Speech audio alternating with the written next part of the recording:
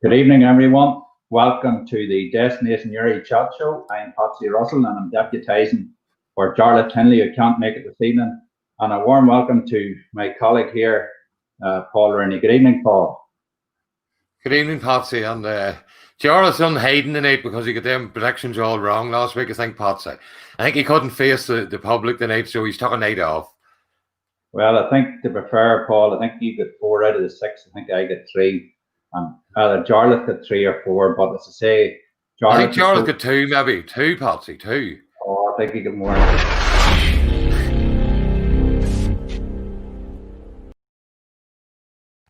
There you have it. So he folks. did, yeah. Paul Rennie takes a bite. Well, first of all, we're going to get through the results of the past week. We're going to then tell you about the upcoming fixtures, folks, and then we'll talk about the great semi-finals we've had, and then we look forward to the finals. We'll also have people coming on the show from clubs that are involved. So we'll start off with the Down Senior Morgan Field semi-finals results from last weekend. Carryduff 2-13, Ballyhole 1-15. That's after extra time. In the second semi-final, we had Kilcoo 1-18, Burren 2-6. And the intermediate semi-finals, the Portaferry Lodge Intermediate, was Saul 5-9, Leitrim 16 points. And then we had Mcgraw 1-9 and Clone 8 points. And then the Portaferry Lodge Junior Championship semi-finals, Aughnaslafin 1-16, Dundrum 1-10, St.Pauls 1-10, Aughnaslafin 1-5. And then the Morgan Fields Minor Football Championship semi-final results was Burren 5 goals and 24 points, Carryduff 1-2, and Bredagh 2-9, Kilcoo 1-6. And then we had the Morgan Fields Senior Football Championship Relegation Playoff, Star Cross 6 points, RGU Down Public 12, and Castlewellan 17, Glen 2-11. That actually went to penalties, and Castlewellan 1-4-3. So Dara Cross will play Glen to see who remains in the Morgan Field Senior Championship for next year and who participates in the Portaferry Lodge Intermediate Championship. And the Portaferry Lodge Intermediate Championship Relegation Playoff Final, Bosco 2-12 to Connacht 1-10. So that means that Bosco will play in the intermediate next year and the Connacht will go to the junior. And just to let you know, some of the fixtures that are coming up this weekend, on Friday night, the Portaferry Lodge Junior Championship Final, Aughnaslafin against St.Pauls, Park Esler 7:30. And on Saturday, we have the minor final, the Morgan Fields minor final between Bredagh and Burren, and that's at 1 o'clock in Park Esler. And then also on Saturday, the Morgan Fields Senior Hurling Championship final, 4:30 in Ballycran, that's Ballycran against Portaferry. And then on Sunday, the double bill, the 2 big ones on Sunday. The Portaferry Lodge Intermediate Championship final, Saul against Mcgraw 3. And then we have the big one, the Morgan Fields Senior Football Championship final at 7 o'clock. It's Kilcoo against Carryduff. Well, Paul, a lot of great fixtures to look ahead to there next week. Yeah, good stuff to look forward to, Patsy. And I keep saying it on the show every week, Patsy. It's been a brilliant championship, and the Super Sunday thing has kept its legs the whole way right through the whole championship. And I'm loving it, Patsy. I'm enjoying every bit of it that I'm seeing, and I think it's the same yourself. Yeah, absolutely, Paul. You know, some people knock our championship, but I think we have a good system here in Down, and all the clubs like it that voted for this backdoor system. It means that you get a second bite of the cherry if you're defeated in an earlier round. And I say we'll start off, Paul, probably with one of the most entertaining games we've seen for a long time. Last Sunday's first semi-final of the Morgan Field Senior Championship, Carryduff 2-13, Ballyhole 1-15, and that, Paul, was after extra time. You were on camera that day. I actually watched it here at home. It was a cracking match, Paul, and we thought for a minute it was actually going to go to them dreaded penalty kicks. Yeah, it was a brilliant game, Patsy. I know everybody in the county everybody sort of overlooked this match, and they were all looking forward to the big championship clash, and everybody thought was going to be the big game of the night. And it was overlooked, sort of, this match. And I said it last week in the show, and I'll say it again. Both teams, Patsy, are moving forward and progressing in the Down football leagues. And both teams have young players, and both teams are full of football. And I tell you what, it's a funny old game, Patsy, it was too. And like in the first half, I was on camera, surely, and we were there all morning. It was blowy enough out, sort of a day. And like the camera went down early on, Patsy, and we lost the base of it, and an awful job getting it fixed, and like even that, and then the next thing, 5 minutes to go, and you're rushing to get the camera up, and away it went, and Carryduff completely dominated the first half, and I was wondering, I said it in the show last week, Patsy, and I said it from the start of this championship. Ballyholden got themselves in the semi-final last year, and they let it pass them by, and I was thinking to myself, coming to half-time, is this going to happen to these lads again, or what is going to happen here? And we had an interview with Shane Mulholland, Patsy, at half-time, and he was disappointed. He was awful disappointed, and fair play to him for coming and giving us an interview, and he said all he hoped for at that point was to go out and get a couple of points, at the start of the second half, and see how it went from there. But they introduced Ronan Moore, 39 years of age, Patsy, at half-time, and I'll tell you what, I tried to get him on the show last week for an interview. He's a humble man, and I tell you what, he's some servant to that club, and like an unbelievable performance. You could see the whole dynamic of the team was changing. He's 39 years of age, I think. I'm sure Patsy Kearney be texting in and telling us if we're right or wrong, Patsy, but he's 39. He's played all them years for that club, and he changed the game, Patsy. He was unbelievable the way he came on, and from that perspective, whenever it went, like Carryduff never scored a thing. They never touched ball for, I don't know, maybe 20 minutes, and Ballyholden were coming at them left, right, and centre, and they come level with them, and then Carryduff proceeded to get a goal, and Ballyholden come back again, and young Loughlin levelled it for the extra time, Patsy. And I thought to myself, here goes now, Ballyholden haven't missed it this year, I said. And I thought at that point they would have went on and, well, Carryduff, to be honest with you, but I suppose it didn't happen, Patsy. I suppose, Paul, they played with a win in the first half, Carryduff, and young Joe Tunney scored a magnificent goal. And as you say, they were winning 1-8-3 at half time. And I suppose at that stage, Ballyholden had to make changes. And you say once Ronan Moore was introduced, it lifted the Harps. And as I say, Mark Hines took off a brilliant save from John McGraw. John also hit the crossbar. So it's small margins, isn't it, Paul? But you have to take your hat off to this young Carryduff side.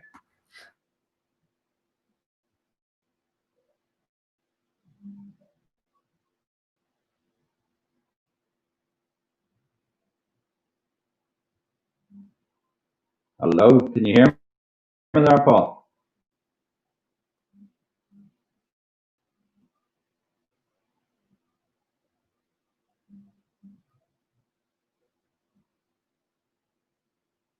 Hello?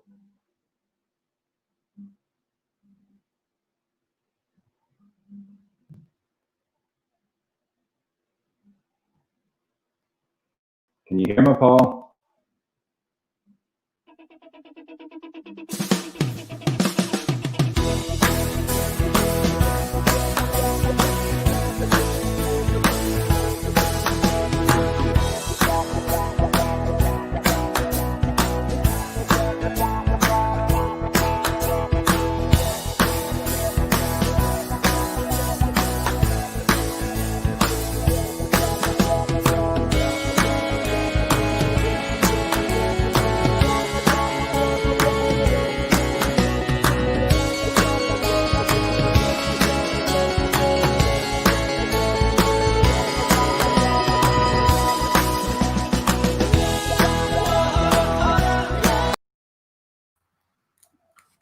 I don't know what happened there, Patsy. You can hear me, yeah? Hello, folks. We're back on air here. Hopefully you can hear us. Yeah, I don't know what happened there, Patsy, but I was saying about Carryduff.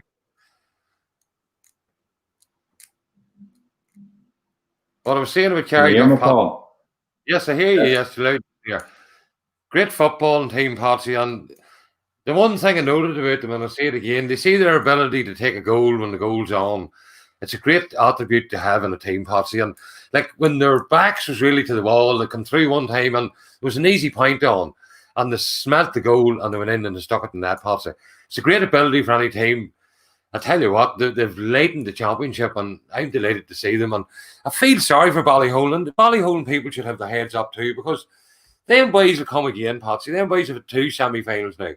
We always say on the show you have to learn how to lose to win, but I tell you what, they'll be back. They're young. It's a pity just the young fellas didn't just shine as much as the more senior players like Joe Murphy and Paul Murphy and Ronan Murda and even Tony Haven come on and put in a shift, and your Robbie Whites and all. But once the young fella's got a taste of that now, back next year they'll be stronger, hopefully better, and disappointed for them, you know what I mean? But Carryduff, you have to credit them. Well, as I say, that young man you've been talking about, young Lorhan Toll, what a couple of games he's had in this championship. James and Daniel Guinness, and as I say, I think it was James went off injured, and young Joe Tunney, and let's hope that they can make a recovery pretty quick. I think they've been on the table all week, Paul, trying to get ready for this up and coming match. But as you say there, one player in particular, I have to mention, and he had to put in a real horse for the game, was Paul Murphy. You know, Paul's 40 years of age, and he'd been deeply disappointed. But as I say, it's all about small margins, and I fancy that if Ballyholden had got in the lead, they never actually got ahead of Carryduff, Paul, in that whole game. Hard to believe that. They got level once, just before it went into extra time, you know. And as I say, credit to Carryduff. They believed in what they were doing, and they suffered a couple of injuries. They have a great, strong panel. You know, they're young, as we talked about in the show last week. And no doubt they'll go into Sunday's final. Nobody's given them really a chance, but you never ever know. There's 14 other teams in down. Would love to be there, Paul, I suppose. And as I say, good luck to Carryduff on Sunday. Commiseration to a gallant Ballyholden team. But we'll go ahead now, Paul, to the second game on Sunday night. And Kilcoo 118, Wern point 06. And to be fair to the point they put up a big show, and they were only 2 points down at half time, Paul, 8 points to 1-3. But what impressed me about Kilcoo was the form of Dylan Ward and Jerome Johnson they were magnificent in that first half.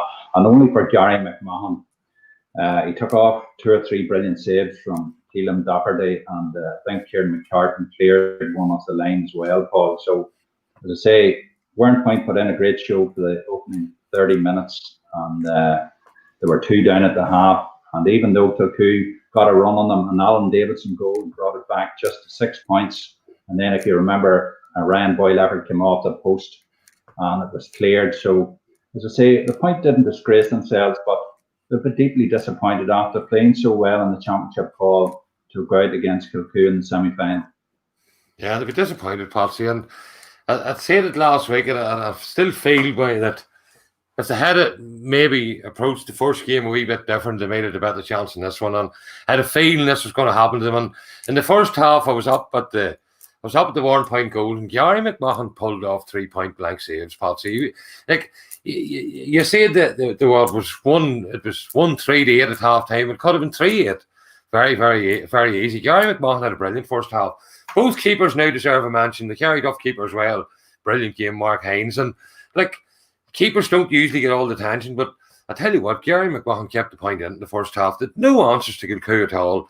They're sort of adjudicators of their own downfall. They sparked up the Frere and Kilcoo, you know, in the first game, Patsy, and the beaten game, and Kilcoo have looked just to be walking in the park ever since it. And you didn't mention one man there. There's always somebody stands out in the game, Patsy. And then we know the man that stood out for me the other day was Eugene Brannigan. I thought he was different class. I'm telling you, he was unbelievable. And I was watching him in the warm-up, Patsy. And you know, when you're down there you're close in with the camera and that, you see all of them, and you know, they're doing them sprints and them quick run-ups and all. And he was the first man up the lane every time, Patsy. And he's some athlete, and he's some engine in him. And I tell you what, he's a brilliant footballer. And like Jerome Johnson scored a point the other day, Patsy. One of the best points have you seen, Park. I don't know how he got turned around. It was in front of me under, and it was well into the second half. They were leading well at the time, but he got turned around, he got it over the bar, and it was unreal. Like, and Sheelan and young Doherty's back again. I'm glad to see young Doherty back. I know him from the under-21s. He played a bit with Jody and that, and he was out there for a good while. But I tell you what, they've him back, and they're playing him at number 5, Patsy. And I tell you what, he's settled in brilliant, Alan. Yeah. We're saying hello here to Joe Devlin. Paul, Joe is a great Kilcoo Gael, and he says up, he's down. Great score, man, Joe. Yeah. Yeah, he is. He was beaten in the Ireland final. But I'll tell you what, and he set up East Down. This is the first time in a long, long time, Paul, that we've had 2 East Down teams in Morganfield's Down Senior Final, Kilcoo and Carryduff. It's a long time from you remember, isn't it? That 2 East Down teams. To me, do you see me, Patsy? The way I look at it, Patsy, there's no east and there's no south. It's all down to me. You know what I mean? I don't want to get into that. You know that divide. And to me, it's all down. And fair play to Joe, great man, and like he's a great fan of Kilcoo.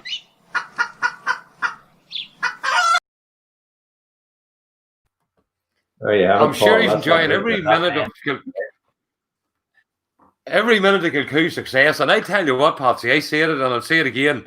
They go to play football and there's not a team or not many teams to stay with them. And unfortunately for them, there's no run adults this year. But I'm not saying they'd win it, Patsy, but I tell you what, they would give it some rattle. They may feel on the mids, Patsy, and I'll leave it at this, right?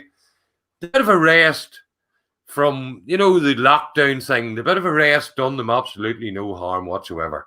It seems to have refreshed the batteries in them. They're back better than they were, Patsy. That wee bit of a jolt in the arm against Warren Point wakened them up again. And I tell you what, ever since that, they've been untouchable. And I tell you what, good luck till, and we'll discuss the final and, further on into the show with Patsy.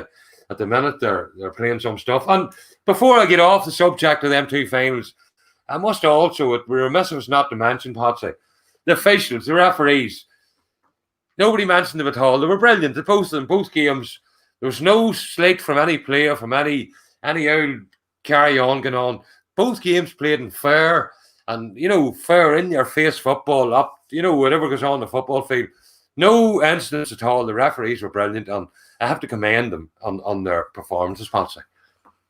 Yeah, I was talking to one of our colleagues from Cork and I asked him how did he think Kilcoo would fare against the top teams in Cork, and his words were they would annihilate them. So, Cork have some good teams, and that's what he thought of Kilcoo's performance last evening. But have you any words of commiseration for Niall McAleen and the Warren Point players, Paul? That's a I had Patsy. I went over to Niall and Barney after the game and commiserated with them and thanked them for all their input into our bit of a show, and the Connor was on every night with us, and they gave us great feedback from within the camp, and I felt for them. And I said it last week that Kilcoo, like John Boyle was phenomenal in their last game, and I said Kilcoo would have plans for John Boyle, and they had plans for him, and like the plan was either Eugene or Niall or Aidan or whatever one was handy at the minute, just to stop him, and they done it, Patsy, and you have to commend them on the way they play football and their attitude to the game and everything about them. And the minute, I tell you what, some stuff, and I commiserate, and like you look at the point and you look at Gary McMahon, great player. He's bound to be in the shout for, I don't know if we're going to do an hour show, Patsy, but I was hoping next week we'll maybe do a show and each throw our team of the week. But there's Gary McMahon, must be in my shout for a goalkeeper position somewhere. He's been brilliant this championship. The penalty shootout, he was phenomenal in the first half of the other day. In the second half, the goal that he let in against Kilcoo, he actually saved at first, and then it was a rebound, Jerome, but deserves a mention too. And like young Murdoch, a favourite of mine, as you all know, number 3. It was just too much for him the other day, Patsy. He just had too many to deal with, and they were coming at him left, right, and centre. And as you say, Dilly Ward, brilliant. Yeah.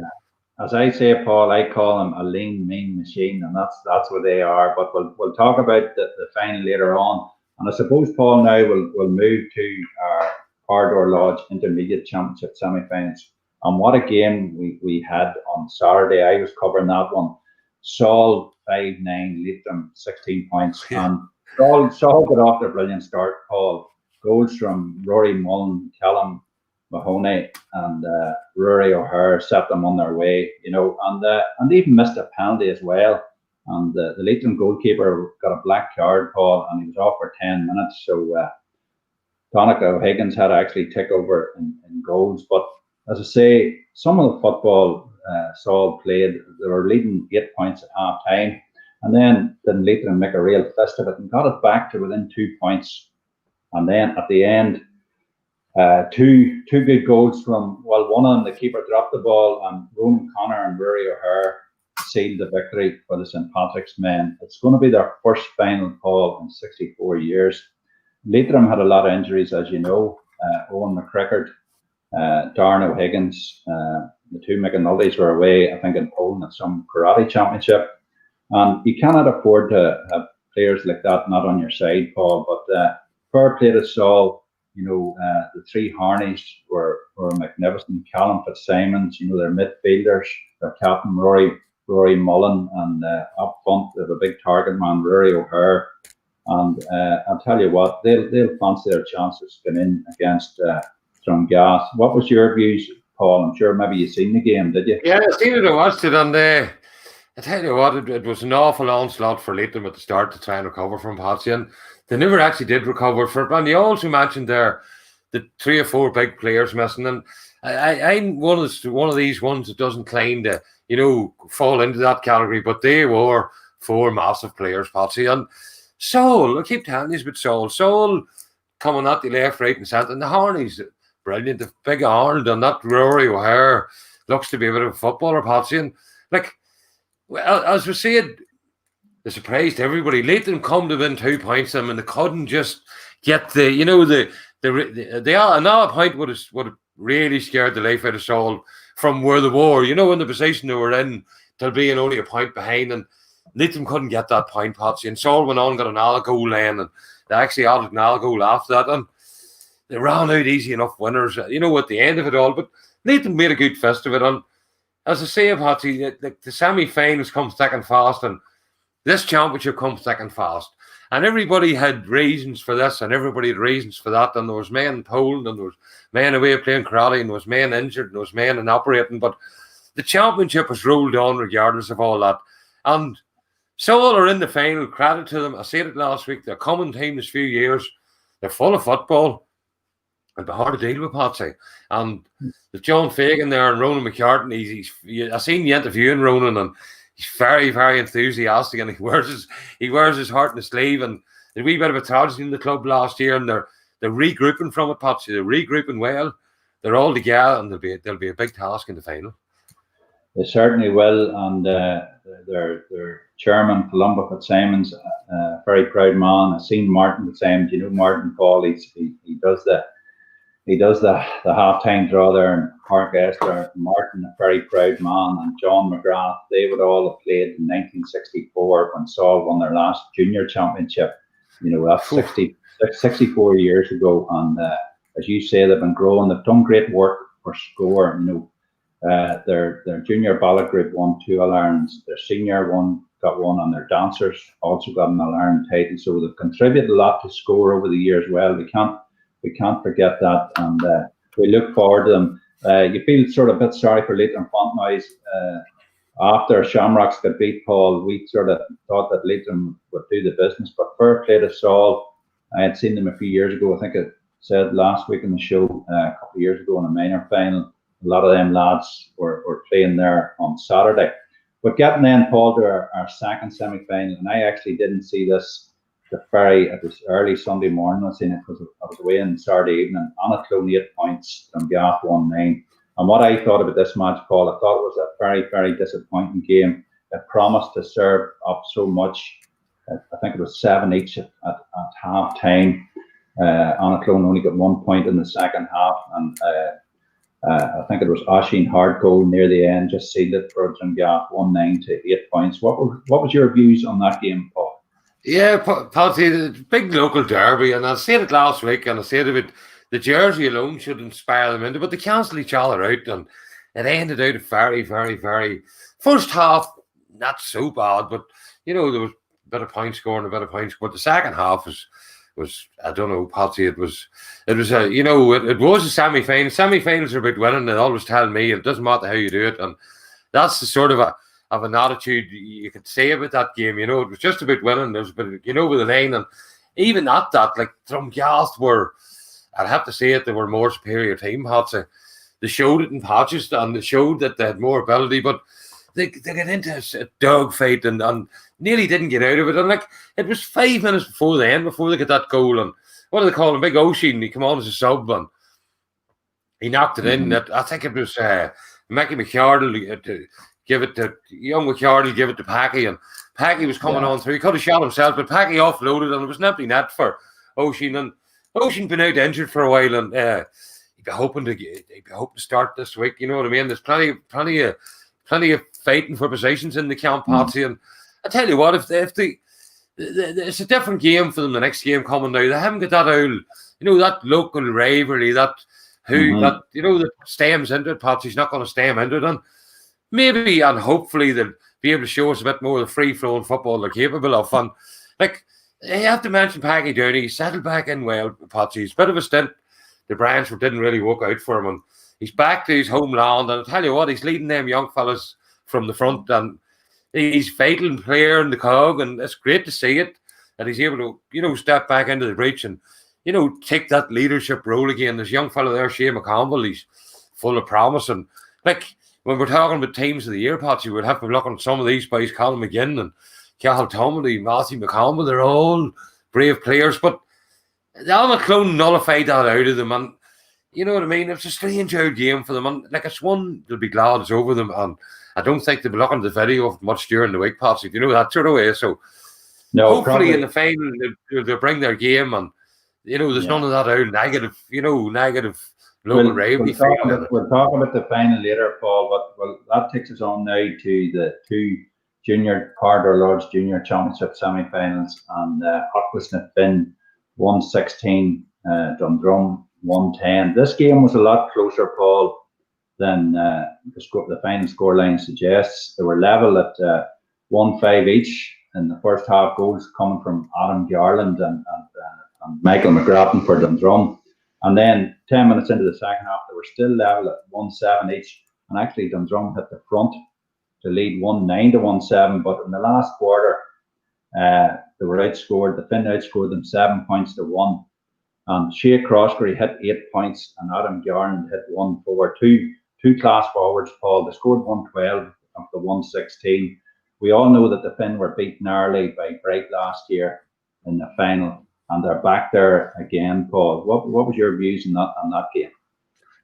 Yeah, that's only one of the two that I got wrong last week, Patsy, and I expected it to be a tight one, you know what I mean? And I thought Dundrum's bit of experience may have took them over the line, but the Finn are back, and they're back well, and that Shea Croskery and that, is it Garland to call them? I tell you what, they're worth thinking about in any team, Patsy. You know what I mean? They're let's be honest about it. To tell you what, they're there in merit.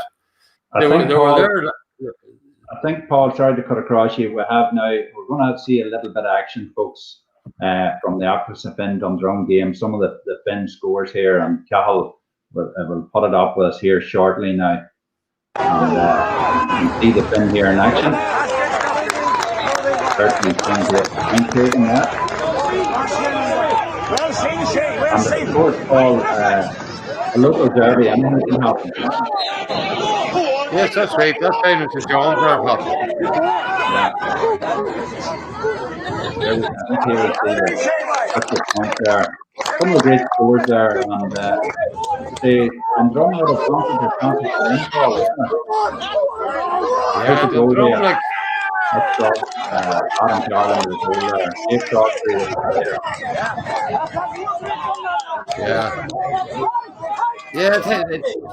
As you say, Patsy, as you say, a tight enough game, and we all expect it to be a tight game. And Dundrum's experience, I thought, made it done it, but it didn't, Patsy. And fair play to the Finn, they're back there. Yeah, we keep saying it in the show. The old sayings that goes with G.A.A. football. You have to learn how to lose one to win one, and they lost one last year. They're back this year, and there's progress for the club. They've youth coming through. They've plenty of stuff. They've great coaching. George over there, he's heavily involved with that team. George, does a bit of on the PR committee with us. And I tell you what, fair play to them, Patsy. They're in the final. They're there in merit. They've coasted right through that championship under really not much pressure. So they'll be looking forward to it, Patsy. Well, this is it, Paul. And as I say, that they have a mixture of youth and experience. And as you well know, it's good to have that mixture of youth and experience in any team, isn't it?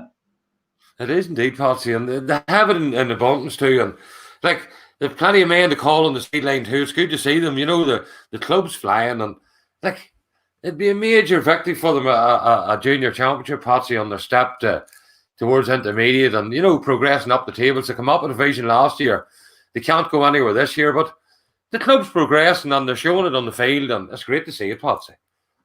Yeah, and as I say, the second semi-final, then, Paul, you predicted this one. I have to say, both me and Jarlath got this one wrong. St.Pauls 1-10, the Drummond 1-5, and St.Pauls actually led 1-5 to a point. The goal coming from Martin Cox and 3 points from Sean Tucker and 2 from Niall Grimley. And even though James McGivern did pull a goal back for Drummond, another 3 points from that man Tucker. You've talked about him many times in this show, and young Grimley as well. Two great footballers, and they're 41 years in the go, St. Paul's, Paul, and this is going to be their first senior final. So they'll be looking forward immensely. They were beaten semi narrowly by a point last year by Bright, and they're going to go up now against Aughnaslafin, and that promises a real cracking game, doesn't it? Brilliant, Patsy. And you know what else is brilliant? It's brilliant that it's going on live, and any ex-St. Paul's men or ex-St. Paul's men that ever played in them finals way back be able to watch it, Patsy. And I'm delighted for them. So I am. And I mentioned it before the championship started. I talked about Sean Tucker on the Eastwoods, and you mentioned there Niall Grimley. I don't think there's any connection to the Armagh Grimleys, but they've been about football a while. They're experienced campaigners. Them Eastwoods are young, youthful campaigners. Sean Tucker sounds like a major player, Patsy, in any team. And from what I'm hearing, they won that much easy. They won it, I suppose confidently. A lot of the viewers wouldn't really have heard Tellis and Paul's that much, but if they tune in on Friday night, they certainly will hear Tellis. They're flying the flag down there on the North Down coast for County Down. Yeah, there's plenty of flags flying Belfast this week, Patsy, in regard down G.A.A. But fair play to St. Paul's. I'm delighted to see them in the final, and it's great that they can keep their G.A.A. roots down there. And it'd be so much even for them to bring the cup down in the banker there and throw it among them. You know what I mean, Patsy? It's brilliant for them, and I'm looking forward to seeing them in Park Esther. They'll rallies today. They'll rallies to the big occasion. How do you think, Paul, they'll cope with Park Esther? I would say, maybe I'm wrong in saying this, but I would say this is probably the first time that they'll be playing under the floodlights.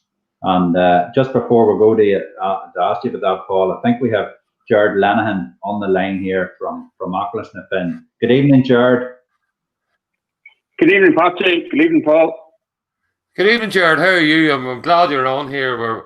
We were just talking about your game there before you come on, and congratulating you on how well you've done the championship so far. What's your thoughts on the weekend? You have all the flags up, have you?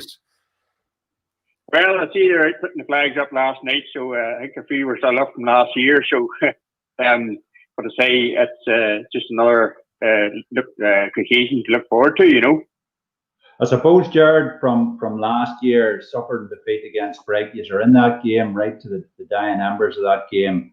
And as Paul said in the show earlier on there, you have to lose one to win one. And usually we get into this game quietly confident, but you will not be taking St. Paul's for granted either, Jared. No, Patsy, I don't think any manager worth their salt or a coach would take any team for granted. It's all in the day. Everything has to go for you. There's a lot of controllables there that you need to go for you. And I think it's basically the best team on the night, Patsy, is going to win it. And we won't know that till Friday night. And I suppose the form of Shea Croskery and Adam Garn, 112 with the 116 there, Jared, that's a great scoring feat from them two lads. And obviously, if you can get the ball into them too, that could cause the St. Paul's defence a few problems there, couldn't it? Well, say that's what they're there for, and they work hard in training and they put the effort in, and it's the old cliche, you put in the effort to get the rewards, but they're not finding it easy. St. Paul's, they're a good defence. We've played them a few times over the years, and even though we are in Division 3, we're probably not the Division 3 that everybody talks about. We haven't had a season long in Division 3. We only had a wee brief spell. We played the Connacht in the first match and we won it. But after that, we never won a game until we played our last in the championship. So say we'll not take them lightly. They're well set up, they're well coached, and they'll be in a position where they think they can beat us, and we have to be ready for them. And I suppose again, Dundrum, Jared, it was nip and tuck the whole way there, wasn't it? They were actually leading, I think, the 2 points going into the final quarter. It was actually a game. It's the first championship game I've missed in 14 years because I was actually at a wedding. Talk about nerve-wracking. I was following it by text message because I don't think the Twitter was sort of following it because I usually do the Twitter for our matches. So as I say, it was nerve-wracking. I had to turn the phone off and let me turn it back on again, and then I found that we were 3 or 4 points up. But as I say, Dundrum, they're seasoned campaigners. They know how to play football, and they're again well-coached teams. Most teams are in the semi-final, and as I say, we didn't take them lately, and they didn't take us lately. So as I say, it was just we got over the line, And I suppose, Jared, we were saying there. Sorry, Paul. I was just going to say, Jared, this will probably be one of your first times playing under the floodlights. I think you played out in Leitrim there against Tamara, but the first time in Park Esler under the lights. How do you think you should cope with that? Well, I'd say I was interested to hear Dan Morgan saying the other week, every pitch is the same, floodlights is the same. We've played a few times, challenge matches, under lights, and, the lights are all good quality. Leitrim, Park Esler, all those grounds, the lights not going to make any difference. The difference is going to be between the 15 boys in the pitch at any given time. Yeah, well, I'm sure Paul has a few more questions for you. Jared, Jared, I just want to wish you all the best. And I'd say even if you were getting married yourself this Friday night, Jared, you wouldn't be at it, would you? Well, I would have to get it recorded, and then maybe watch the wedding back. You'd have to do that, is right, Jared. We're glad you come on, and we're delighted you come on to talk to us, Jared. We wish you well. We know you're involved with the coaching and all involved with the team. And thank you very much for coming on, and good luck to you on Friday night, Jared. No, not a bother. Not your pleasure, and say it's you're doing a great job there, lads. Look forward to listening to you all the time. And say appreciate the call. Thank you. Thanks, Jared.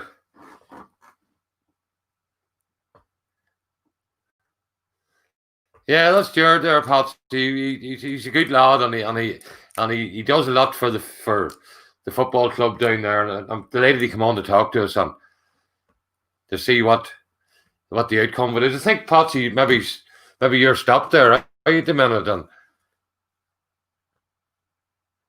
you'll have to reload, Patsy, again. So you will. I'm here.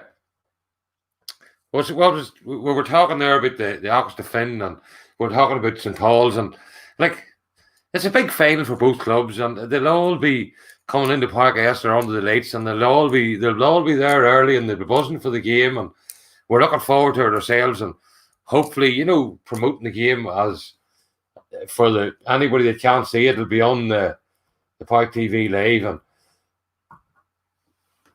you can all tune in and watch them if you want. But we're moving on now towards the finals, and I've lost Patsy. I don't know where he's went to, but we're sort of steaming towards the preview of next week's finals, and hopefully you make the back on me. But as we go, we might as well get toward end about the first one anyhow, and it's a Morgan Fuel Senior Football Championship, the big one. We'll go to it first. I don't know whether Patsy's going to come back or what the crack is, or if G.A.A. has lost him here or what. But anyhow, we'll go on with anyhow, and see if G.A.A. can get Patsy back. But might take the Senior Championship final, and I suppose everybody will be waiting for the views on it. And I keep meeting the people at the matches and during the weeks there, and I meet them. You meet them more frequently now than you did any other championship. You meet them thick and fast, week in, week out, and that's the very same for the footballers too. This championship's coming at them like a rocket. There's no hiding places. There's no, if you get an injury, you're out. The end of story. If you get a bad injury, you pull up, you're out. There's no messing about or time to get, to get yourself a few weeks to get fit again. Like championships, normal championship years, but I've enjoyed every minute of it. I'm looking forward to the final, and my take on the final would be, and everybody, even Patsy said it earlier on in the show, least maybe have him back now, and he maybe want to dispute where I've took his, but I'll see does he come in again. But I have a late call from somebody. Oh, Paul Collins from St.Pauls. Hello, Paul. Paul, how you doing? How you doing, Paul? I'm glad you're on. I can hear you well now. Yeah, we're just off the phone now. We had Jared from Aughnaslafin, your rivals on Friday night in Park S. You're looking forward to a big night for the club, and you'll be hoping to do well. I just left to watch the snow machine there, Paul. I'm making up flags as we speak. That's brilliant. So you're out putting up the flags around Belfast, and yeah, it's absolutely brilliant. You have a couple of great players down there. We'll talk about them on the show on a regular basis. Sean Tucker and the Eastwoods, and you have young Grimley, and like all lads you'd be hoping to push forward and make their way onto the down teams of the future.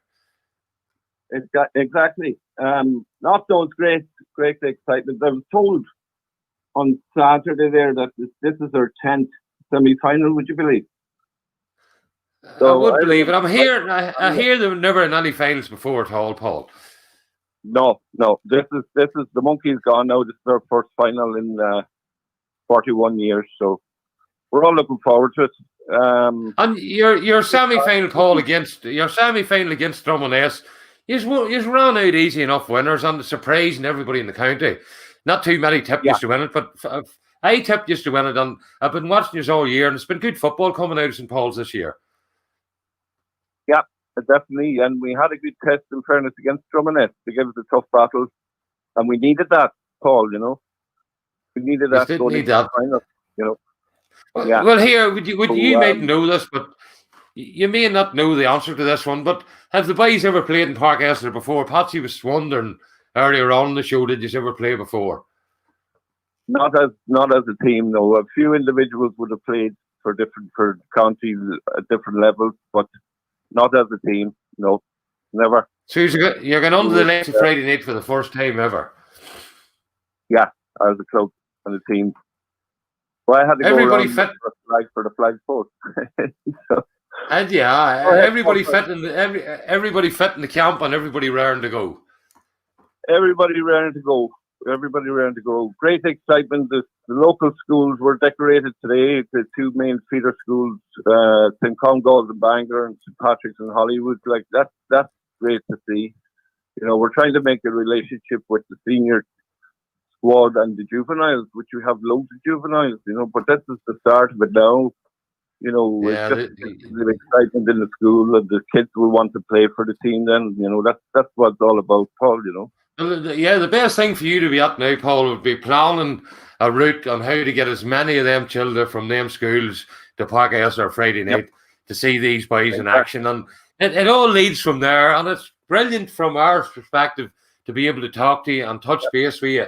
And we do cover you on the show on a regular basis. I don't know if you tune into it or not, but we're delighted to see St. Paul's in the final. We'll be rooting for you. We'll all have a chat with you Friday night in Park Esther. And I will say one thing to you. Enjoy the occasion. Don't let it pass you by, and wish all the boys the best of luck from ourselves. Good man, Paul. Thank you very much. Thanks for getting me on here. So, thank you very much, Paul, and thanks for coming on. Onwards and upwards. That's what Fergal McCormick would say to you. Well, anyhow, it looks here like all the best. All the best. Talk to you later. See you, Paul. Thanks. See you. All the best now. See you later. And it looks now like we don't know where Patsy went. He's not back on yet with us. But I was starting in about the senior championship there when that man rang us in, and my views on it, and Patsy was touching on it earlier on, that he thought maybe that everybody's saying that Carryduff having a hope. And well, I don't see it that way at all. And I'll say this, and I'll not say it lightly. I see their message coming through, and Patsy's coming back on. So I'll say this, and I'll not say it lately. Kilcoo will probably, from Conleth Gilligan, Paul Devlin point of view, they probably have to think about this game a bit differently to any of the games they've played so far in the championship, believe it or not. And that's my take on it. And there's no doubt about it, they'll have to look at it differently, because the one thing I will say about Carryduff, and we've said it all along, they come into the championship early, they come in They're coming in from a few intermediate appearances. Their club, they're only in development from 1971. I think I heard was the first time they were they were established. So as a club, they're only up and about really a wet weekend, and like for the like of your East Belfast and your the like of your East Belfast and teams like this aren't in the fray now.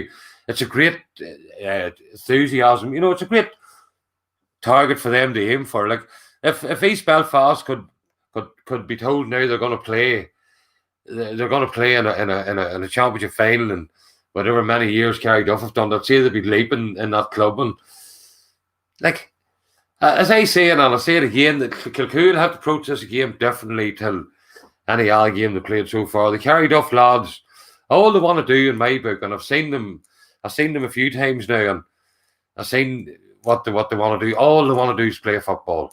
And if they lose the ball, all they want to do is hassle to get it back off you again. They're great and they have a great turnover ability, and as a team that wants to play football, different ones is telling me that their average age is 22 and 21, and this type of thing. Like you let a lot of young fellas like that get the wind on their tail, and I said it in the I don't know how Ballyholden were able to, stem the flow on them last week. And brilliant for Ballyholden that they could do it, and they did do it and stem the flow of them. But like when you're looking back, that Kevin McGuigan there does stats on all the matches there, and like when you look back even through the stats of that match, it's like shots on goal, like they had far more shots, on goal, and like they had lots more possession, and they had, they're a team that wants to play football. They don't want to get involved in much else, only football. And like to be in a county final at this stage for them boys coming off 3 under-21 finals, it's a big learning curve for them. And we all know the experience Kilcoo have and the experience they bring to the final, and they'll come to the final. As I said it the last few weeks about them, they're playing with a smile on their face, and they are playing with a smile on their face. And every week I keep bringing a new player forward to you here. Like this week, like a player that amazed me last week was Eugene Brownigan. And I didn't hear much about him from anybody else. Maybe I'm looking at the game wrong. I thought he was excellent. I thought everything that much and decent happened about Kilcoo was involved in it. Patsy calls him Dilly Ward. He's an absolutely Rolls Royce of a player. He is playing midfield, and big Greenham beside him. And like if Jerome, like I'd say Jerome, the rest. Jerome was had from a bit of football. He wasn't in the down panel, or he hasn't been in the Kilcoo panel. He's been in and out sporadic lately, but that rest done the world good. He's playing as good a footballer as I've seen him playing ever. And like, if you're looking at teams of the year and teams of the championship, I know it's only been a crash bang wallop 5 or 6 weeks, but he would have to go to the top of the list, and them teams. And we're talking about goalkeepers. Young Kane stepped up last week under. Well, he wasn't under much pressure or anything. There's no critical stuff, but he topped over 3 45s with ease, or there could have been a free and a couple of 45s. It's another weapon to have in their armory, like which Carryduff won't bring to them. And like Carryduff, we also know about them to have that Haynes fella. He's a brilliant shot stopper. Like without him, I'd say the result against Ballyholden would have been immensely different. You know what I mean? He saved off young McGovern at the end. I know it had off the crossbar and it made him an over, but like it was a critical stage of the game, and he done what he was there to do, and he was brilliant. And like I'm sure Patsy, if he does come back on, I don't know what has happened to him or what has happened to his internet, but I'm sure he would have maybe a slightly different take on the whole thing than I'm giving you. But if I'm put on the spot and left to call it, you'd have to go with the champions. The last 10 they played. Somebody says to me that they've what have they won 10 of the last 12 or something, or they've appeared in 10 of the last 12, some type of fact like that. And as I said earlier in the show, they have probably done better from the rest period of the COVID-19 when everything was closed down, the whole place was closed down. It's probably done them more favours than any other club, because they're the club. They're the club out of the whole county that needed the rest. They're the club that's been playing in Ulster and playing on off the championship. There's plenty of clubs have been out of the championship first round, and they're sitting up and well refreshed. Kilcoo playing long into the winter this last 10 years. Ulsters, and they had a run in All Ireland and then plenty of runs in Ulster, and like to sustain all that constantly, and then the league would start again on you. I tell you what, the break has done them no harm whatsoever, and they've been back about their animal. And I don't know if Patsy's coming back or not. I don't know. I have no word from Cahill really yet what's going on. But if they're looking for tips for the final from me, I think it's a bit early for Carryduff yet. They will be back in finals. Ballyhole will be back in finals. You have Clonduff coming sniffing towards finals.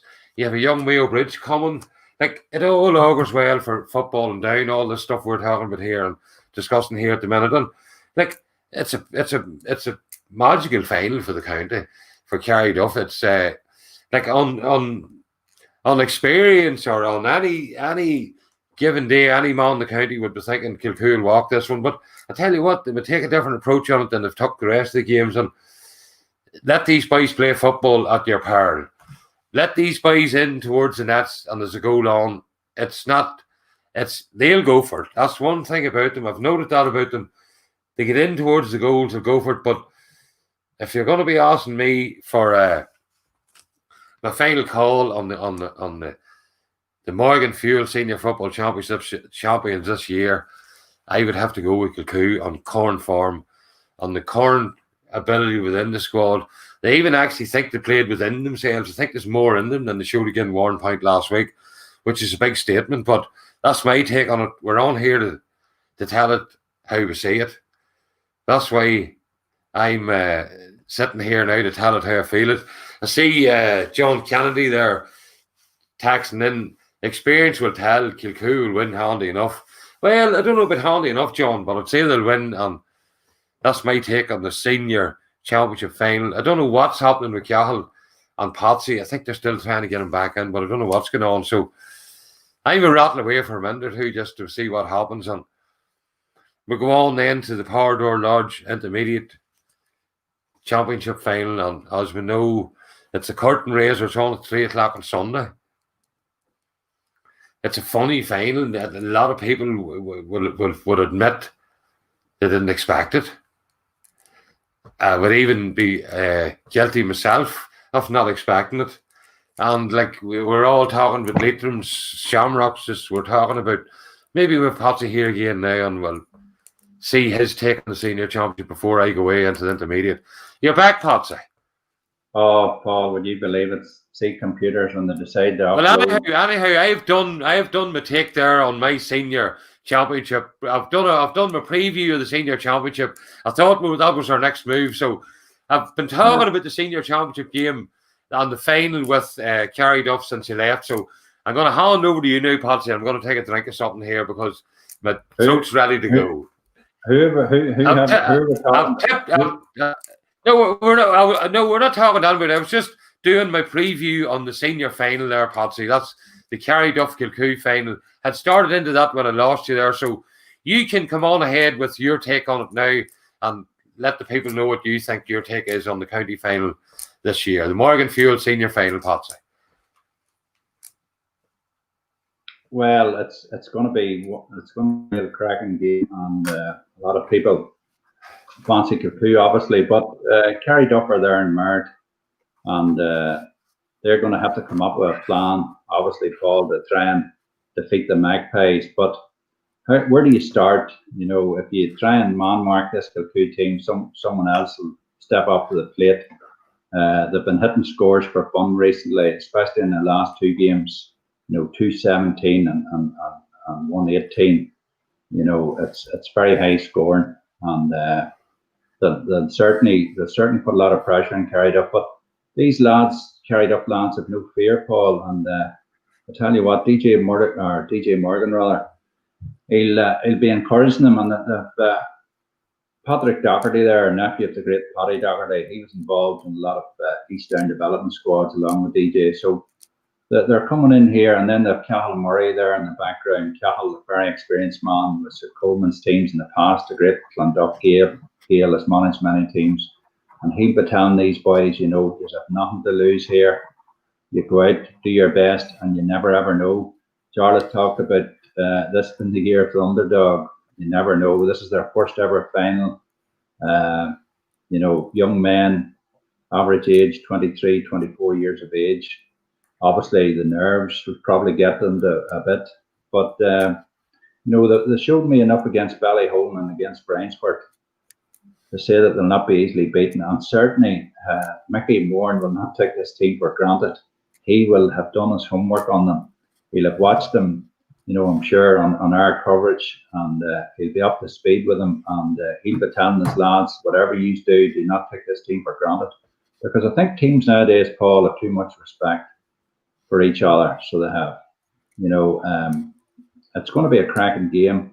And I think it's vitally important for Carryduff that they don't let Kilcoo get a run on them, because if they do, it'll be good night, Irene. But, you know, they're there in a final. There's 14 odd clubs, as we said earlier, would love to be in Park Esther next Sunday evening. And it's going to be played under the floodlights, Paul. It's the second time, I think, in the history of our games. The first one was back in 2011 when Burren defeated Clondalk. I'm sure you remember that one, Paul, and you were that night. So, as I say, what I didn't actually hear your take, Paul. What's your views on it? Like, my view, not to repeat myself, but to just go over it briefly, Patsy. But I think Kilcoo, as I said, the rest done the world of good.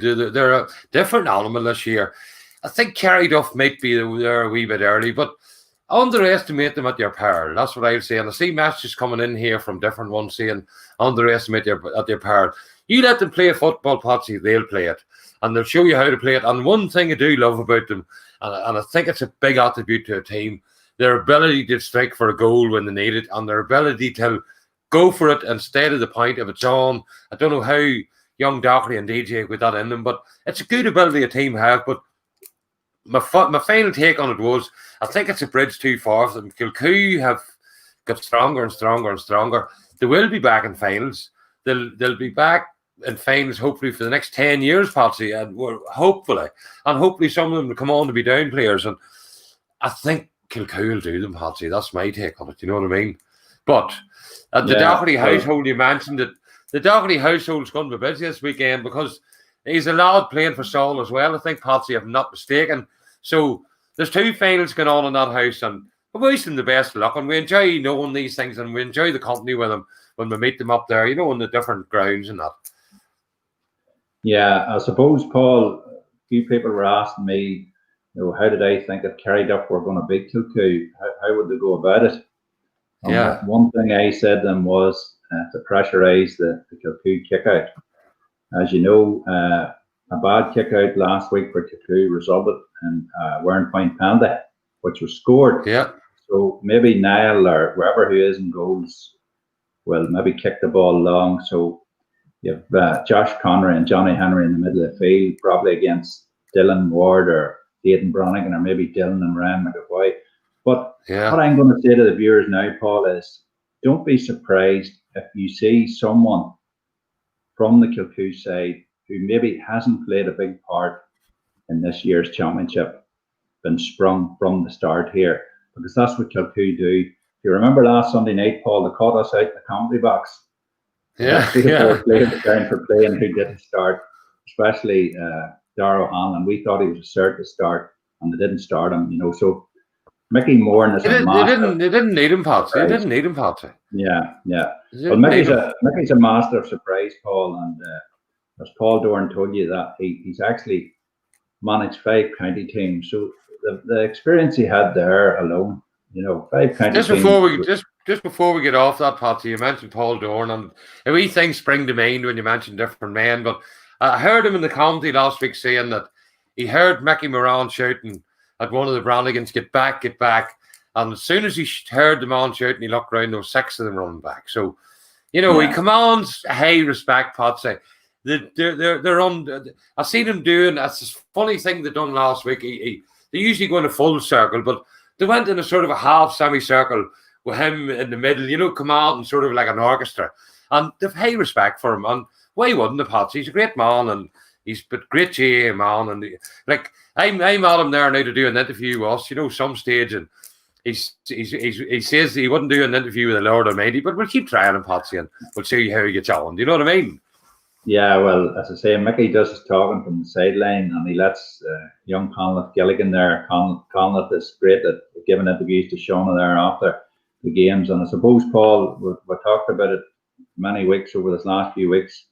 A lot of people won't be able to get a ticket for this game, but they'll be able to watch it with Dara McCoy Events and our streaming partners, Park TV, and on Sunday evening. And as I say, it's a cracking game. I don't know you've talked about the Saul Drumgath match yet. No. I was actually just starting, Patsy. So I'll let you if you're taking that one first before I come in with my words of wisdom on that one. Well, I only can go on what I've seen, Paul, and I suppose you can't say anything better than that. I was very impressed with Saul. You know, I'd heard a lot of people talking about them, but that's the first time I've seen them in a few years now. And you know, the start they made against Leitrim, unreal start. They cut through that defence like a knife through butter. And as I say, young Ronan McCartan, what a fine young gentleman. Interviewed him after the game, as you know, and he was a bit emotional, and why not? You know, as I say, Saul have had it hard over this last year or so, and that'll be on their minds on Sunday too. There's no doubt about it. You know, things like that can inspire a team. But the Drumgath game now, it was a different kettle of fish. To say I was out and I didn't see it to later on in the night, as the man says, and I thought it was a very disappointing game. As you say, a local derby doesn't matter what way you win. You know, at the end of the day, it's all about getting to the final. Drumgath, a great experience, as I said. They won this in 06 when they beat Call, and then they won it again. I think it was Boston they beat in fine. But that's 7 years ago, so it's 7 years ago since that. So will history repeat itself? You never know. Yeah, I think Patsy. Just when you're on the subject, Patsy, I think we have Mark Mcgraw here from Saul, maybe on the phone, made a few words on this game. I think he's coming on the phone here now, shortly. But go ahead, Anna. There he is. Good evening, Mark. Well, Mark, first of all, Mark, congratulations. I was in commentary last week in Leitrim and against Leitrim and Newcastle. You caught us out right away. I think it was after maybe 21 seconds, the ball in the back of the net. I suppose you couldn't believe the start you got, Mark. Couldn't believe it. Absolutely amazing. We're all shouting at Rory to come into the centre, and he took it out to the left and stuck it right in the top right corner. So it was a belting start. And then, of course, the big man stood up to take the pen, Paul, a few minutes later, and he missed it. It didn't really affect him because with not too long after that, you hit the net again. No, I think we've a bunch of lads who are prepared to make mistakes and learn from them and get on with it, you know, and the most honest bunch of lads. I think Ronan was talking to you after the game and he said the same thing. They're very biddable and they'll do anything you want, and that showed on Saturday that mistakes were made and they got up and they dusted themselves off and they got on with the game again, and I'm hoping to do the same on Sunday. I suppose too, Mark, when Leitrim came back at you, as you know, they came back to within 2 points and there wasn't that long to go. But then mistake the Leitrim netminder, and I think it was Pierce Laverty maybe put the ball in the net, and then or was it young Rowan Connor rather? And then you finished off with Rory O'Hare. He was aggressive. A man in there. He's a big man, 6 foot plus, and he certainly had a great game. The whole team played really well. You know, there seems to be a great level of fitness on the team, Mark. Yes, Ronan and John, and you know John well, and Philly and Eddie and Glenn have them certainly very fit. But as I say there, you sort of said it yourself, Patsy. It was a team performance right from Jack Hazard at the back, right the way through to Rory and Lorcan and the boys up front. And I think that's what stood to us this year, and it's been building for a couple of years. You know, Tony Ritchie, as manager, started the whole thing off, and now Ronan's took it on to another level for this intermediate final, and this is the farthest we've ever been. And we're going to have to be well prepared for Sunday because Drumgath are a good side and they've experience at this level, whereas we mightn't have. And that's what's going to take the full team. It's not going to be one man's going to win this game. It's going to be 15 men win it, or maybe even 20 men are going to win this game. Yeah, and I suppose 1964. It's a long time ago, Mark. From this last one, your last time. Yeah. Well, I think I was. The out fella played on that team. You might know him, John Mcgraw. Yes, John, a senior fella. I think after Donny, he was a very proud man. I also seen Martin Fitzsimons. Martin's been involved, and likewise Columba. I think you're chairman of your club, and you must be delighted for them guys. And to see this young Saul team. I seen them. I said earlier on the show before I went off the air there for a while that I had seen you a couple of years ago. You played Tramara in an East Down minor final.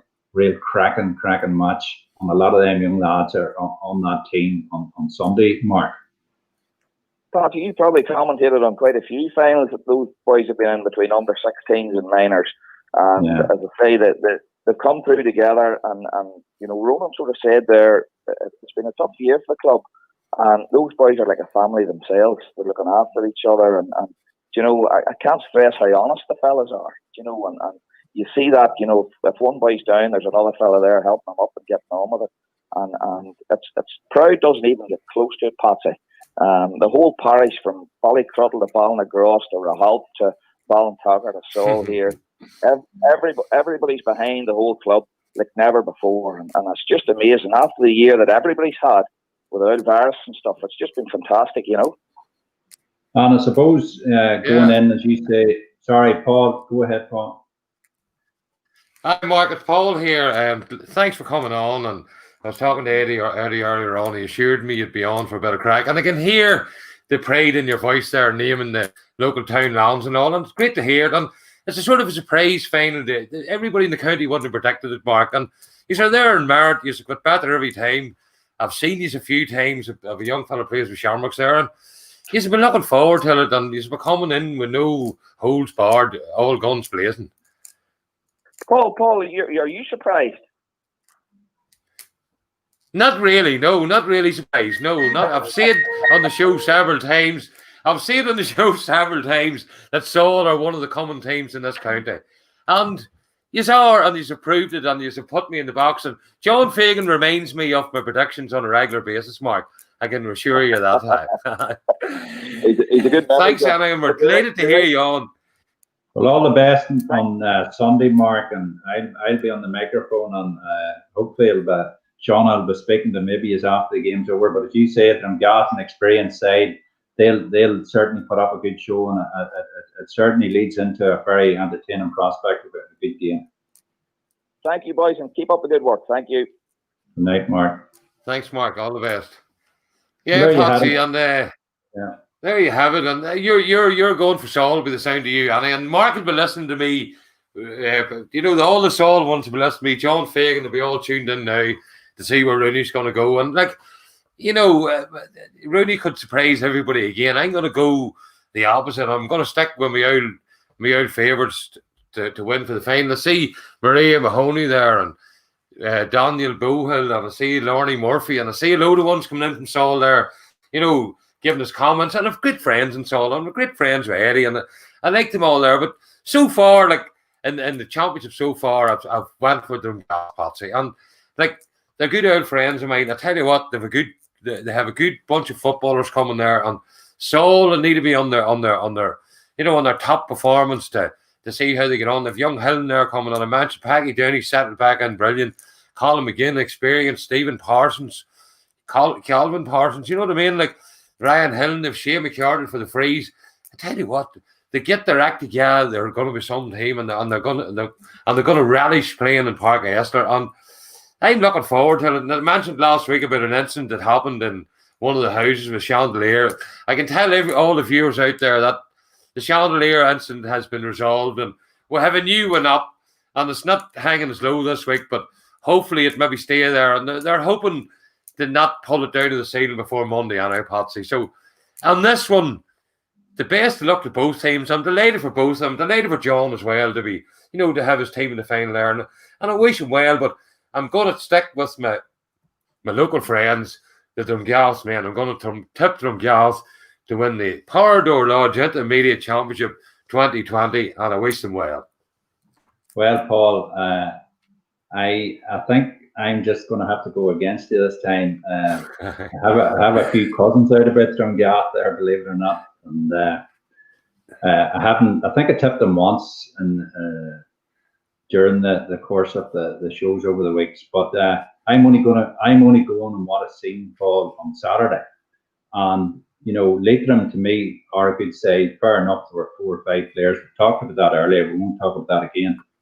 But the way that Saul team played, they played with a lot of confidence, and I think they're on a mission, and I think they'll lift that Willie John Farr Cup on Sunday. But as you said there, G.A.A have had the experience that won 2 titles before. They were beaten a few finals as well, and a good friend of mine, he's not with us anymore, the great Patsy McGraw.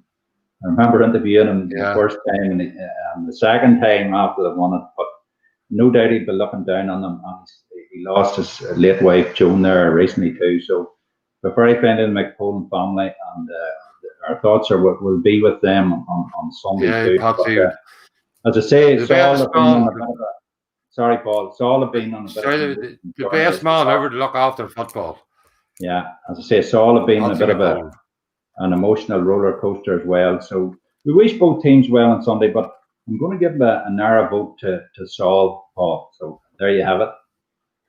There you have it. So we're disagreeing on that one, Patsy, and we're looking forward to a big final, and I'm looking forward to it. And I can tell you, both teams and both camps and everybody involved, and they'll be looking at videos all week, and they'll be in meeting, and they'll be doing this, and there'll be no new jerseys because it's all too quick happening. But it'll be a championship feel about them villages. They're out putting flags up. The mummies is in sewing the colours. It's brilliant, Patsy. It's what it's all about. And I wish them well. And I hope they enjoy their day and don't let it pass them by, Patsy. That's all I'd say. Well, I suppose, Paul, we have to say that it won't be a normal championship final day because I don't think we'll have any band this year. We won't have paper programmes. I'm not sure whether there'll be something online or not. Our PR committee, which I'm sure you're involved in, and Paul and McGee there, maybe there was something, I don't know. I usually collect programmes, and I had them all from started collecting in '81, and I had them. I'm sure you had them all too. Like you've plenty of mine then, Patsy. I have plenty of yours, and I have to pay credit to a great man at the programmes, and saying hello to Marie Mahoney. Well, Marie, I presume them 2 young men that were playing for Saul, or maybe your sons or your brothers or whatever.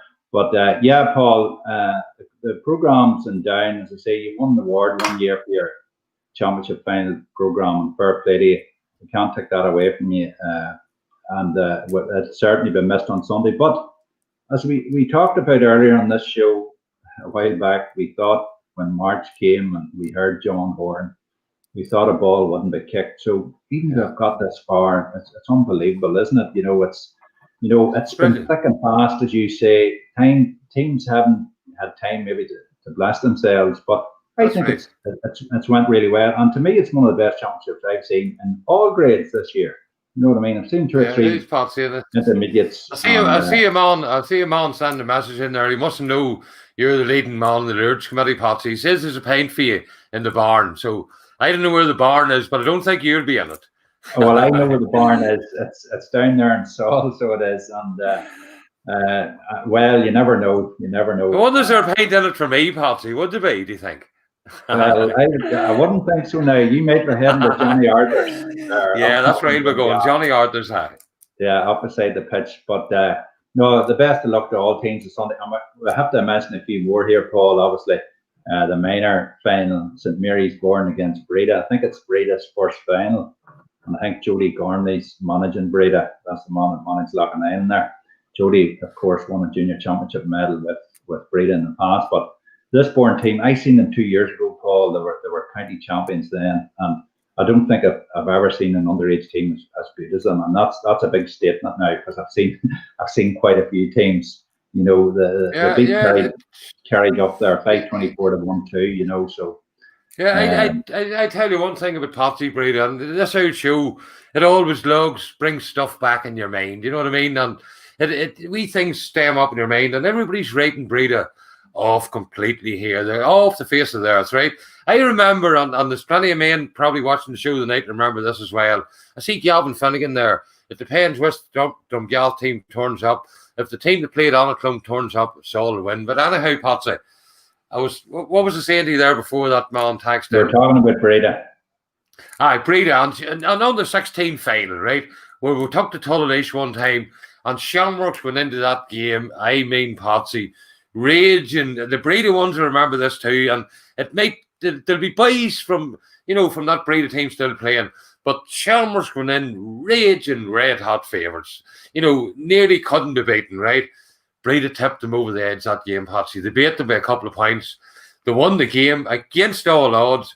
Don't be rating off Bredagh. And like Burren, we know the club, they're famous for developing superb underage teams. They can develop them at the drop of a hat, Patsy. And another thing about Burren, the fire plenty of good men to look after these underage teams, Patsy. Well, you know what I mean? Paul, which I is think, brilliant. Paul, sorry to cut across you. I think we have Jody Gormley on the line, and Jody's going to maybe speak this. Lovely. Good evening, Jody. Good evening. How's things? Not so bad, Jody. Well, first of all, before we talk about the upcoming match, he's put in a brave shift against Ballyholden in the quarter-final, Jody, and just failed to get over the line that day. We did, Patsy. I suppose they were more efficient in front of the post than we were, and that's what it all comes down to, isn't it? Who scores the most? That's it, Jody. But having said that, I was very impressed by you, and no doubt you'll be back next year. But getting on to the Saturday's game, Jody, I think you can correct me if I'm wrong here. I think it's the first time Bredagh reached a county minor final. Is that correct? I think that's right. Yeah, I think that's factual as ever, Patsy. And Jody, I suppose you're going in here. We talked there just before you come on there against a very good Burren side, but you might have a few surprises up your sleeves for them, will you? Well, there's no question. It's an excellent Burren side. I can't think of anybody who's ever beaten them right through the whole, their whole underage careers. And certainly our boys are aware of the task, having played them earlier in the season in the league part of the minor competition. They're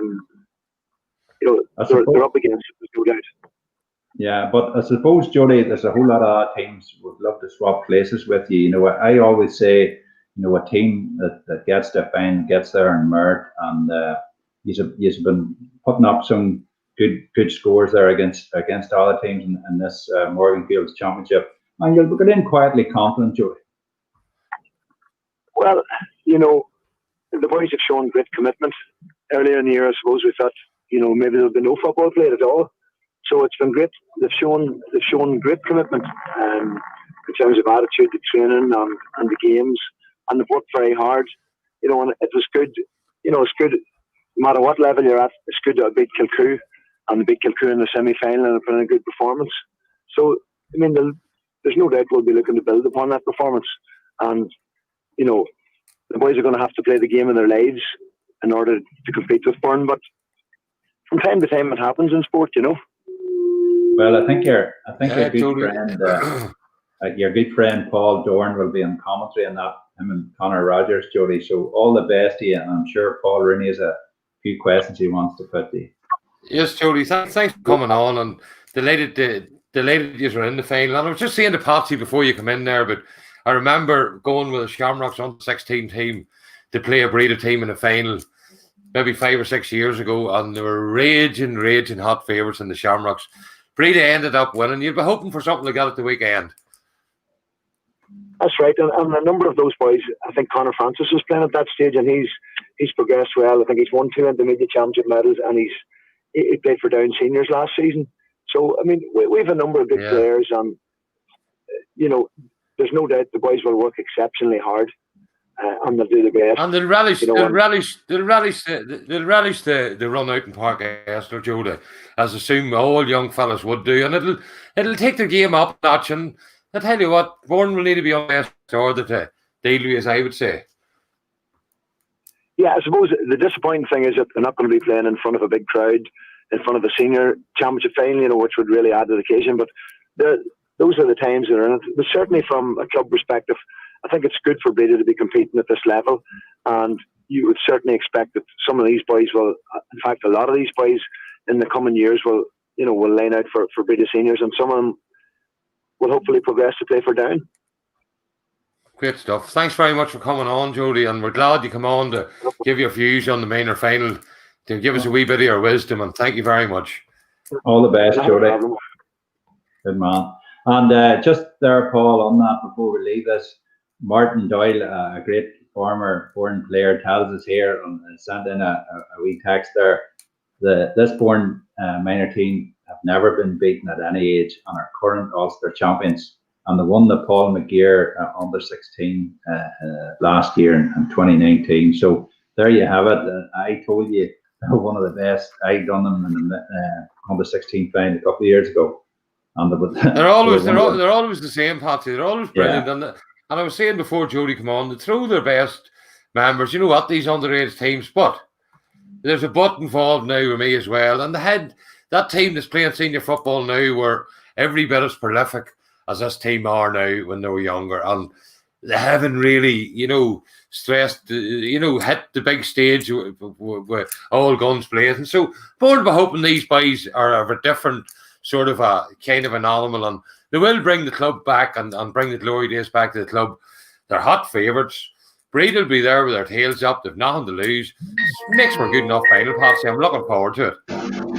Yeah, and as I say, it's at 1 o'clock, Paul, on it's at 1 o'clock on Saturday. And I think now we're going to go back. We have a gentleman, is it Sean Lennon from Drumgath on the line, Paul? Oh, Sean, how are you doing? Thanks for coming on.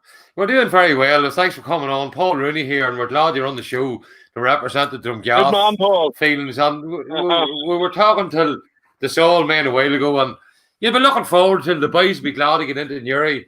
Big preparations all week. The flags is all up, I'd say. The flags is all up already, all around Drumgath. And there's more to come. The more to come, is there? And here, your semi-final, Sean, if we go back to that, it was a darn affair, and it sort of, both teams sort of. Well, a typical local derby, as you would say, tough, uncompromising football, so it's always going to be very close, and we got a cracking goal, and that separated us at the end of the day from one of our bright young stars, Oisín Hart.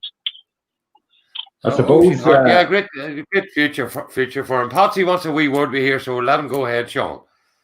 I suppose, Sean. Right, okay. Sean, playing in previous intermediate championship finals, he's won it in 06 and 2013. Will possibly stand you in good stead. It'll possibly stand you in good stead coming into the game on Sunday. Well, I mean, we can't sit on our past laurels. We regard them with great sense of great pride. It's all going to be what happens on this Sunday, and we have a great blend of wise old heads such as Packy and Ging, and the younger guys coming through, young Pierce McPolan, Oisín Hart, Shea Byrne, Shea McConville, so these are the examples of our blend of youth and experience, which hopefully will hold us in good stead. There's a very, very close-knit community out there in Drumgath, Sean, and there's a great facilities, it has to be said as well. An excellent pitch, yep. And every time, I go up, covered a Premier Reserve final last year, and the welcome you get in Drumgath is second to none. Thank you very much. Well, we pride ourselves in our hospitality to any visiting, whether we're hosting finals or hosting opposition. Everybody's welcome to our club. Yeah, well, Sean, all it remains for me to do is to wish you every success on Sunday against Saul. Thank you very much. And hopefully, Sean, all the best to you on Sunday. Celebration. Okay. And I'll just remind you before you get off, Sean, or you're away. I was just going to remind him, Patsy, that you tipped Saul there, by the way, but he got away on me, so he did. He got away on me. As I say, also, Paul, we have the Morganfield senior hurling final on Saturday. You know, Ballycran against Portaferry, a real mouth-watering tie. That's at 4:30 in Ballygallagher. You know, them people over in the Ards take great pride in their hurling, and we have a lot of clubs this side of the water are promoting hurling as well. And it'll be a real spectacle over there in the Ards Peninsula on Saturday evening, Paul. Yeah, it'll be brilliant, Patsy, and they love the hurling over there. And it'll be lots of people go to that game just because it's a down hurling final, not because of the two teams playing, because you know you're in for a cracker with them two teams involved, Patsy. It's team about, year about, team about, year about, but there's still some great competition among them Ards teams. And you have Bredagh chipping in there now, Patsy.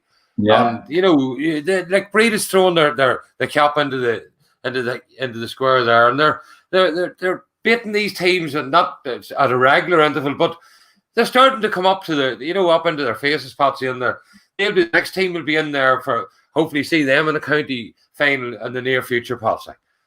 Yeah, we talked there earlier. Marie Mahoney's two sons actually do play for Saul. That's Callum and James, and I tell you what, they had certainly a good games on Saturday past there. So, Paul, we're in for a real mouth-watering weekend. As I say, it's all kicked off on Friday evening with the Porter Lords Junior final, and Peter Mcgraw will be on the mic along with Francis Rogan there. And then on Saturday afternoon, as I say, it'll be the minor Morganfield's minor final, St. Mary's Bourne against Bredagh. That'll be at 1 o'clock. And the other match, the hurling we talked on there earlier, the Morganfield's Down Senior hurling final between Portaferry and Ballycran will also be streamed, and that's at 4:30 over in Ballygallagher. And then, of course, as you call it, Paul, Super Sunday, the two finals, the Porter Lords Intermediate final at 3 o'clock. We have Saul, Neve Podrick Saul against the men from G.A.A. That'll be at 3, and then the big one, of course, at 7 o'clock. It'll be Kilcoo, Owen Roa Kilcoo against the men from Carryduff. And I suppose, Paul, I have the honour of doing both them games on Sunday. But joined by Desi Candy for the intermediate game and Connor Diggin for the senior match. And I suppose we listened back one time to Alan Hansen, and Alan Hansen said, "You win nothing with kids." And you know what happened after that? Man United, I say, went on to win the Premiership. So, well, Carryduff, you know, there'll be wild outsiders. And I think I would say, Paul, I'm sure you would agree, man, if Carryduff managed to beat Kilcoo on Sunday, I would say, without question of a doubt, it would be the biggest shock in the history of Down G.A.A. Would you agree with that? Well, it would be coming into that category, Patsy. We've had lots of shocks in Down G.A.A. over the years, and I think we've nearly covered everything tonight, Patsy. I think it's sort of wind-up time for me, and my take on the whole championship, I want to say it to you all along, and we'll come on the night with our wingman, and we knew we had to come on, Patsy, for the fans, and the boys is out there waiting for us. We can't be letting them down, you know what I mean? We have to keep the thing going, and we'll miss Jarlath this week, and we're looking forward to him back next week again. I don't think he's really over the debate in the God of Kilcoo yet, Patsy, if you're being honest, you know what I mean? But my whole take on the championship, and I'll say it again, it's been brilliant, Patsy, and I'll even refer to something, and again, wee things jing in and out of my memory, and as I go along the show, I keep, you know, coming in and out of my mind. And the championship this year has been all about, and like last week, everybody missed out that everybody thought that the Carryduff Ballyhone would be the, you know, the sideshow, or, you know, the sort of the bridesmaid. It was the main attraction. And Patsy, we went, Paul McConville, I think he was involved in the very start in Carryduff in 1971 and starting it off. And I think he said to me that there'd no pitch or something at the time, but we went to interview the man after the match, Patsy, and he got emotional, and you could see the tears coming in him and the emotion coming in him. And you had Mark Mcgraw there the night he rattled off 3 or 4 town lands and reminded me of my tips. And it's great to hear that in them. And I'll also mention, on the way out from the Carryduff match, Patsy, I was walking towards the car, and trying to get up for a bite before the main stage. And as I was driving through the gate, the 3 young lads from Ballyhone were coming out, and like they were in a transit van, and they know who they were, but I could see the tears coming out of their eyes too, Patsy. So it meant so much to the man. He was tearful with joy at winning. The Ballyhone lads were tearful at losing. I can tell them young lads, and like, to be proud of themselves. They've done themselves proud. They were brilliant for their club. If they keep on it, they'll be back in many finals, Patsy. To Paul McConville on his emotional tears, come up with Sunday and do your best. And to the Kilcoo lads, they'll be there to face you with all their might. And like, we wish everybody well, Patsy. We're not on anybody favouring anybody's side. We try to cover St.Pauls. We try to cover anybody that's going. We wish St.Pauls well. We wish the Finn well. We wish G.A.A especially well. And hopefully the chandelier stays up the rest of the week. But my take on it, Patsy, has been brilliant. The emotion's been raw. I've been involved in a bit of emotion here and there through the whole thing, but loved every minute of it, Patsy. And when you see a man starting crying on the field with joy and a couple of young lads going out to the field crying out of sadness at losing that game, it just shows you, it brings it all into perspective what we're dealing with. It's a brilliant game. I love it, Patsy, and I'm enjoying the show. We thought we might have made it through the night. We had a few wee hiccups. I lost you for a minute. I think you lost me for a minute. But we rambled on. We got there. I hope everybody enjoyed it. Lots of people texting in. Thank you all very much. And hopefully next week we'll do a super show on our full take on the whole championship. And I'll be glad to be back in, Patsy. And I think that's me for the night. Well, just I want to say a few words before we wind up here, Paul. And we've just seen there that St.Pauls PRO is delighted that we'll give St.Pauls a bit of coverage. And why not? They are part of this Our Down Association. Fair enough, they might be down there near Bangor, and a lot of people haven't heard of them. But we've talked about them on this show. We've seen them last year, narrowly beaten in the semi-final against Bright. And you told me at the start of the season, Paul, look out for St.Pauls. We all were tipping Drummond to win the Corridor Lords Junior Championship, and you know what happened there. But I suppose when you look at it, if all the favourites won, the bookies would be out of business. So we've had a few outsiders this year. Carryduff were an outsider going in. Saul Drumgath, that's a toughie to call. And I have to mention too, I forgot to mention here that Drumgath are actually celebrating their 60th year this year, Paul. We can't forget that. Longstone are celebrating their 75th year. St. Mark's, Warren Point, are celebrating their 50th year. Restraver celebrated their 100th year last year. And Bredagh G.A.A. will be celebrating their 50th year next year.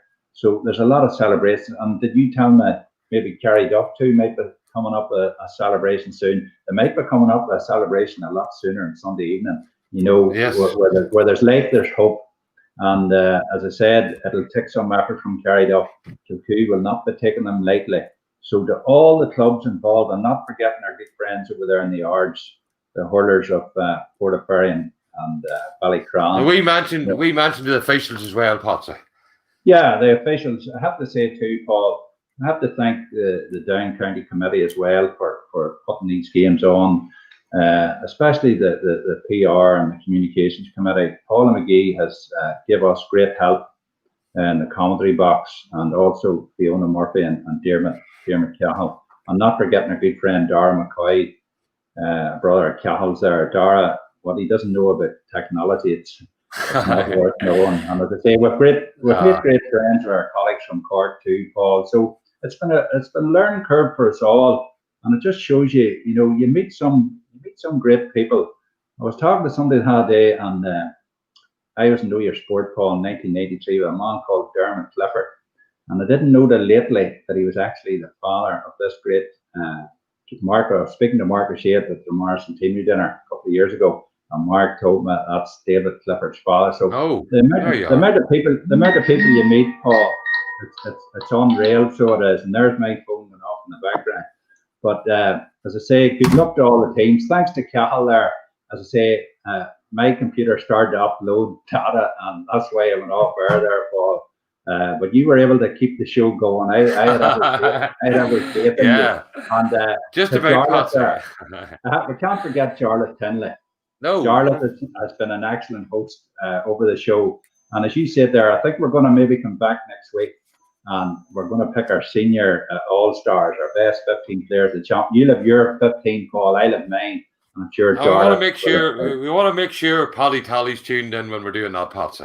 Well, this is it. There's going to be a few surprises, especially from my end. I'm sure you'll have a few as well. So thank you very much, Cal.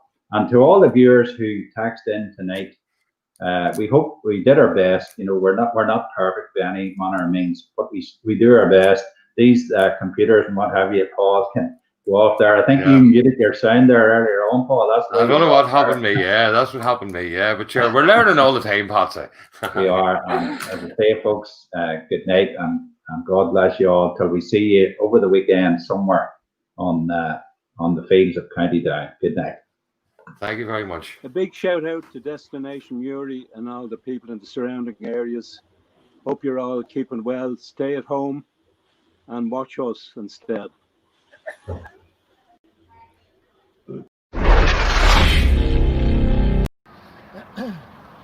Damien, you are a legend, and I want you to keep up the great work that you're doing at the moment for Destination Newry. And this destination is beautiful, and everybody should come to Newry because I love this place. See you soon.